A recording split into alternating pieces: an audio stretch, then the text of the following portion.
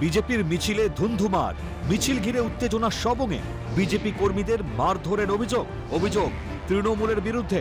শুক্রবার সকাল থেকে কৃষি আইনের সমর্থনে মিছিল বের হয় জেলা বিজেপি নেতৃত্বের।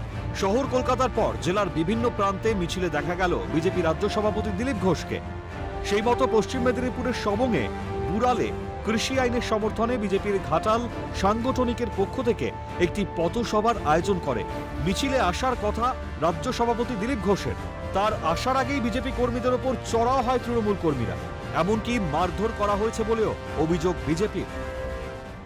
বিজেপির কর্মীরা মিছিলের দিকে এগিয়েছিল, সেই মুহূর্তকালীনের জন্য তৃণমূলের বাহিনীদেরকে দিয়ে আমাদের বিজেপির কর্মীদের বাইক এবং তাদেরকে মারধর করে খালে ফেলে দেওয়া হয়েছে। সেই কারণের জন্য প্রশাসনের ব্যর্থতা দেখে আমরা ওনাদেরকে বলছি, আপনাদের কোনো প্রয়োজন নেই, আপনারা তৃণমূলের চামচাগিরি করছেন, এখান থেকে বেরিয়ে যান। যদিও অভিযোগ অস্বীকার তৃণমূলের।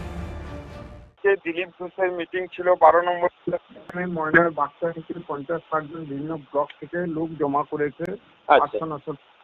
তার মধ্যে ময়না বাচ্চা, ওখান থেকে কিছু লোক মোটরসাইকেলে এসে রাস্তার পথে 11 নম্বর অঞ্চলের মহার পার্টি অফিস, দলীয় পার্টি অফিস, সেই পার্টি অফিসে বোম মারে, আগুন ধরিয়ে দেয়।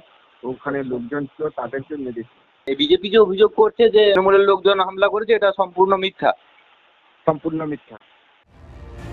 সবং থানার পুলিশের উপস্থিতিতে এই ঘটনা হয়েছে বলে দাবি বিজেপির। পুলিশকে ঘিরে বিক্ষোভ দেখায় বিজেপি কর্মীরা। বিজেপি মনে করছে 21-এর ভোট যত এগিয়ে আসবে ততই বিজেপির ওপর আক্রমণের তীব্রতা বাড়বে।